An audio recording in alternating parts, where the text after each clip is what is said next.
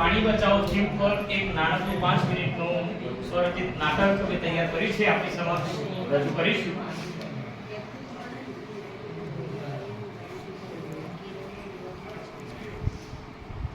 આજે તો બહુ મોડું થઈ ગયું, મારે ઉઠતા ઉઠતા વાર લાગે. ચલો હવે પહેલા હું બ્રશ કરી લઉં.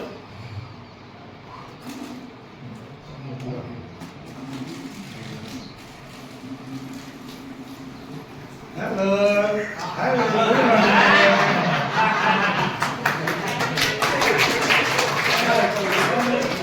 ભાઈ, જય શ્રી કૃષ્ણ. બધાને જય શ્રી કૃષ્ણ. Good morning. અરે રામુ, અરે આ શું કરે છે તું? અરે હું બ્રશ કરું છું યાર, આજે લેટ પડ્યો છું ઉઠવામાં થોડો. અરે બ્રશ કરે છે પણ તું આ પાણીનો નળ ચાલુ છે એ તો બંધ કર. કે કઈ ભાન કરે છે કે નહીં? નહીં હોય પાણીની. અરે પાણીની શું કિંમત છે, ટીપા ટીપાની કિંમત તને નહીં સમજાય અમારી અત્યારે? બાજુમાં ધરોઈ ડેમ આખો ભરેલો છે, વાત કરું છું. અરે તો એમાં શું નદી, છે કુવા, મળવાનું? નદી, કુવા, તળાવ, ઘણું પાણી છે. થોડી થોડી વારે હું અહીંયા બંધ કરું, ચાલુ કરું, મારું કેટલો સમય બગડે છે. તને અત્યારે આ સીતાબેનની વાતની ખબર નહીં પડે રામુ. તને જ્યારે મુશ્કેલી પડશે ને ત્યારે ખબર પડશે.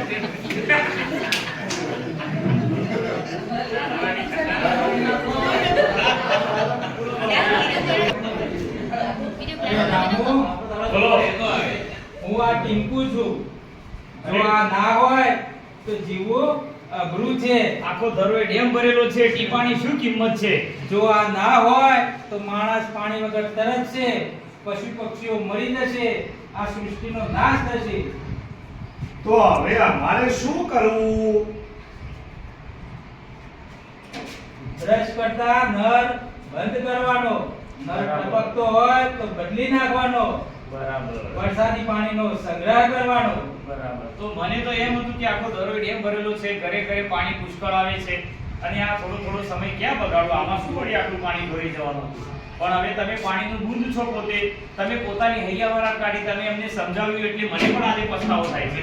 હવે હું આવી રીતે ક્યારેય પાણી નહીં ઢોળું, ટપકતા નળ બંધ કરીશ, જરૂર હશે એટલું જ પાણી લઈશ. આજે મને આ વાતનો ચોક્કસ ખ્યાલ આવે છે. રામુ, હવે તને ખબર પડી ને સીતાબેનની વાતની?